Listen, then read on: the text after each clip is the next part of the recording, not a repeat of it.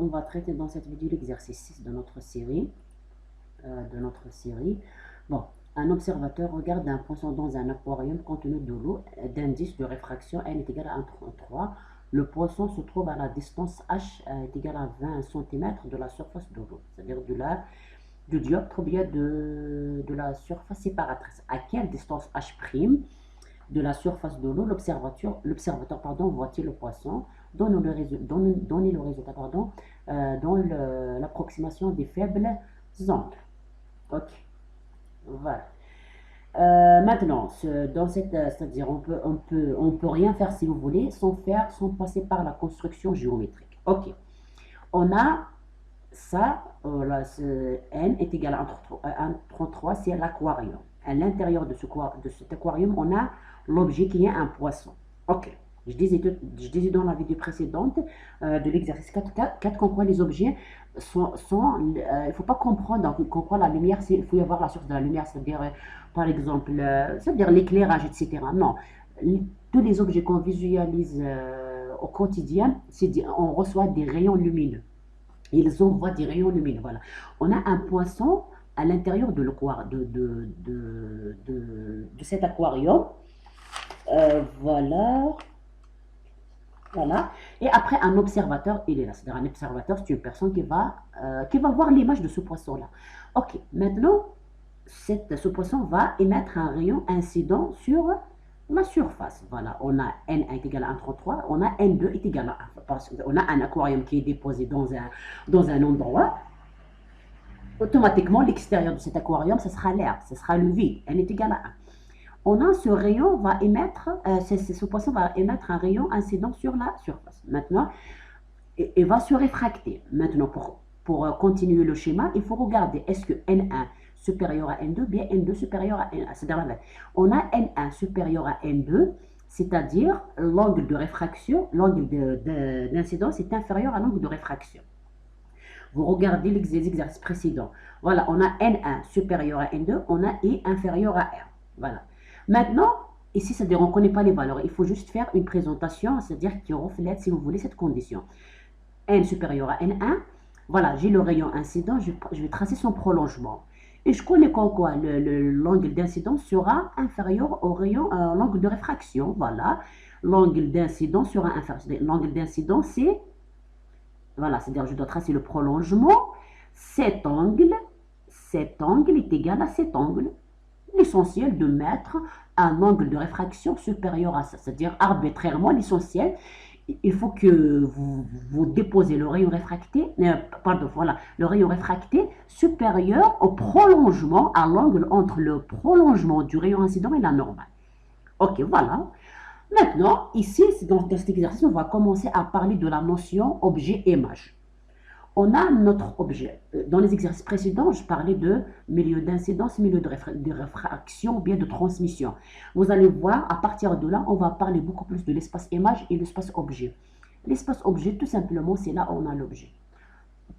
Par défaut, on aura le deuxième milieu, c'est l'espace image. Voilà, c'est-à-dire on ne peut pas y avoir un espace objet, un espace image au même endroit. Non. Si celui-là, c'est un espace objet, l'autre sera, l'opposé sera l'espace image. Voilà. Maintenant, on a le rayon réfracté, espace objet, espace image. Il demande ici de calculer la distance sur laquelle on aura l'image. Avant ça, voilà, on a le rayon incident sur un réfracté avec un angle supérieur à l'angle d'incidence, c'est bon. Il faut connaître une chose, l'image sera conçue par l'intersection des rayons réfractés. L'objet, c'est l'intersection des rayons incidents, voilà. Le rayon réfracté, c'est l'intersection entre les rayons réfractés. Bon, ici, on a un seul rayon incident et on a un seul rayon réfracté. Mais on a le droit de rajouter à chaque fois un rayon en incidence normale. C'est-à-dire, on a le rayon réfracté qui va faire un angle I est égal voilà, quelconque. Voilà, l'essentiel, c'est différent de 90 et c'est différent de 0. Voilà, c'est-à-dire, il n'est pas comme ça et il n'est pas comme ça. Voilà, un angle d'incidence. Sur un réfracté. Maintenant, j'ai le droit de rajouter ce qu'on appelle une incidence normale. Qu'est-ce que ça veut dire une incidence normale? On a un rayon, ce poisson va émettre un rayon perpendiculairement au dioptre. C'est ce rayon en pointillé. Voilà, c'est-à-dire, on discontinue, voilà. On a cet objet va émettre un rayon, va envoyer un rayon en incidence normale. Ok, voilà. C'est-à-dire, comme ça, c'est-à-dire, on a un est égal à 0, c'est ça. Si on a l'angle d'incidence varie entre 0, si on a par exemple un rayon qui est confondu avec la normale, c'est 0, après, la valeur maximale, c'est 90. Maintenant, il faut comprendre une chose, comme quoi il y a une infinité de normales. Voilà, maintenant, j'ai envoyé un rayon en incidence normale. Voilà, c'est-à-dire c'est comme si j'ai une autre normale ici. Voilà, maintenant, attendez, voilà. Maintenant, si on a une incidence normale, je disais quoi? Une incidence normale, c'est-à-dire l'angle d'incidence est égal à 0.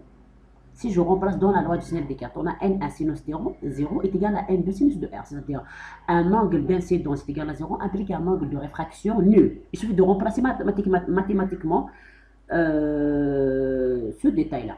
Voilà, on a un rayon incident, c'est le noir. Hein. Le rayon incident parallèlement, une incidence normale. Il va, voilà, c'est-à-dire il serait réfracté, voilà, il serait réfracté comme ça. C'est-à-dire on a I est égal à 0, implique R est égal à 0. Ok, voilà, c'est-à-dire on a un autre rayon, on a le rayon, si vous voulez, principal, et on a un autre rayon que je rajoute pour l'objectif de construire l'image. Voilà, on a un rayon en incidence normale, va continuer son trajet comme ça, va pas subir une réfraction. Voilà, c'est par définition. I est égal à 0, implique R est égal à 0. Ok, maintenant on va suivre. On a un rayon réfracté d'un rayon en incidence normale et on a un autre rayon, c'est le vert. Voilà. Maintenant, je disais tout à l'heure pourquoi l'image sera conçue par l'intersection des rayons réfractés. Est-ce il y a une intersection entre ce rayon et ce rayon? Je vais mettre dans le corrigé la flèche. Voilà, il n'y a pas d'intersection dans l'espace image. Alors, je suis obligé de faire le prolongement de ce rayon et de ce rayon vers l'espace objet. Voilà, je prends ce vert-là, je fais le prolongement, il est là.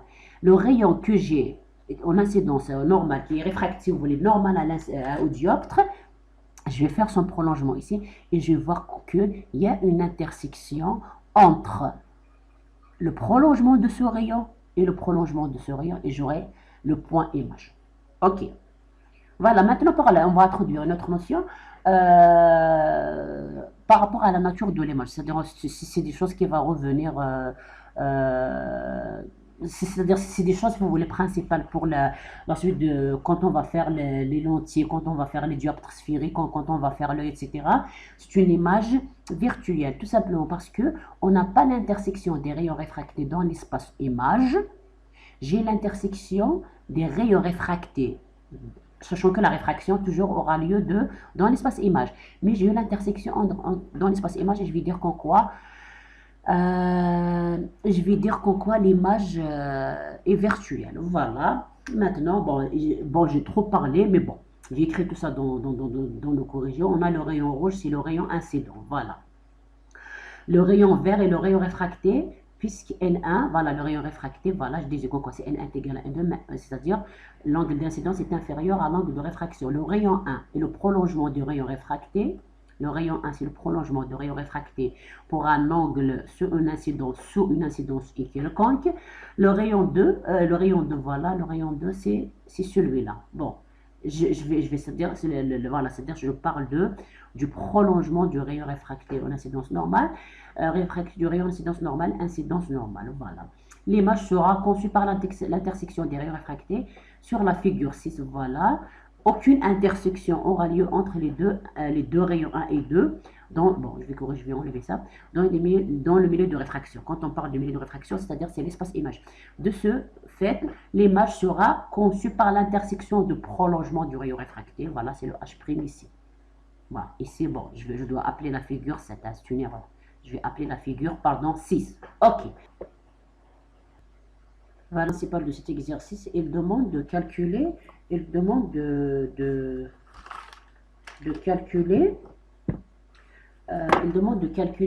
c'est-à-dire la position de l'image. Il demande de calculer la position de l'image, mais on ne pourra pas faire quoi que ce soit sans faire le schéma. Ok, c'est pour ça que j'ai fait le schéma en plus quand même, c'est-à-dire j'ai accompagné le schéma avec un rappel, voilà, avec les notions du cours. Ok. Voilà, on calcule H'. Voilà, on connaît la loi de Snell-Descartes. La deuxième loi de Snell-Descartes, qui est N1 sinus I est égal à N2 sinus R. C'est la loi de réfraction, bien c'est la loi de Snell-Descartes. Maintenant, qu'est-ce que ça veut dire l'approximation de Gauss? L'approximation de Gauss, tout simplement, c'est le cas où on a un dioptre, on a une normale. Ok, l'approximation de Gauss, c'est valable si on a, bon, ici c'est la normale. L'approximation de Gauss est valable si on a les angles d'incidence, les angles de réflexion et les angles de réfraction sont faibles. On résume, l'angle d'incidence, de réflexion et de réfraction se rapproche de la normale. On appelle ça l'approximation de Gauss. Mathématiquement parlant, quand on a un sinus d'un angle petit et ici c'est cosinus, je dois mettre un cosinus corrigé. C'est cos ici. Non, c'est sinus, pardon. C'est sinus, voilà. Sinus I, sinus de I est égal à I, sinus de R est égal à R. C'est dans l'approximation de Gauss, il faut comprendre, les angles sont petits. Dans ce cas-là, mathématiquement parlant, un sinus d'un petit angle et un sinus d'un petit angle, on va le remplacer par l'angle lui-même. Sinus, par exemple, de x est égal à x, sinus de alpha est égal à alpha, sinus de bêta est égal à bêta. Ici, on a son sinus de i est égal à i, sinus de r est égal à r.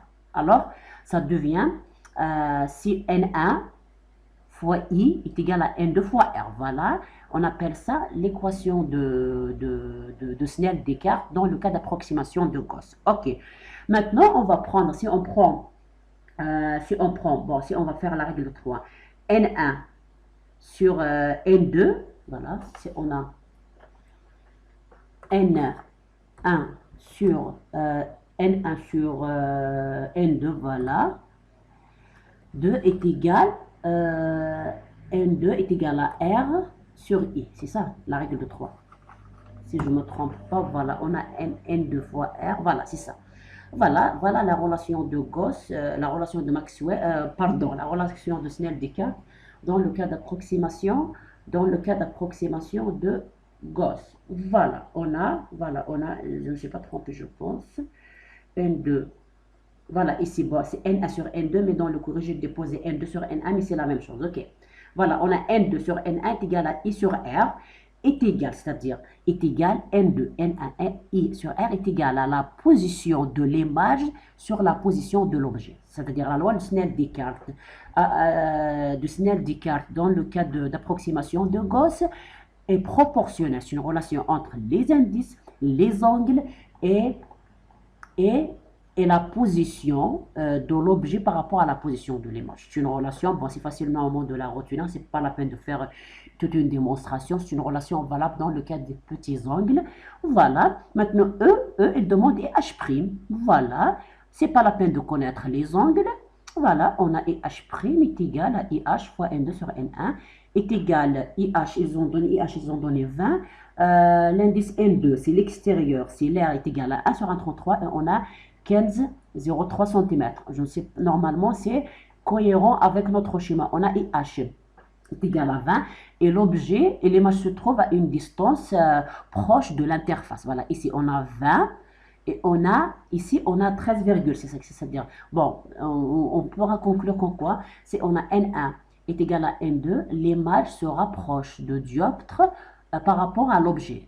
Si vous voulez faire l'inverse, vous allez changer les indices. Vous prenez par exemple ici l'indice plus faible par rapport ici, vous allez voir que H' aura lieu ici. C'est-à-dire l'image sera loin de l'objet par rapport à l'interface. Ok, bon, j'ai mis ici deux petites remarques, je vais les lire. Voilà, ici je parle de l'incidence normale et la réfraction normale. Voilà, si on a un rayon qui est envoyé, un rayon, on a un rayon, on a un objet, un rayon qui est envoyé perpendiculairement au dioptre va continuer son chemin. C'est-à-dire I est égal à 0 implique R est égal à 0. Quoi d'autre? La deuxième, voilà. Donc l'image est virtuelle. Je parlais ici comme quoi, puisqu'on n'a pas l'intersection dans l'espace image.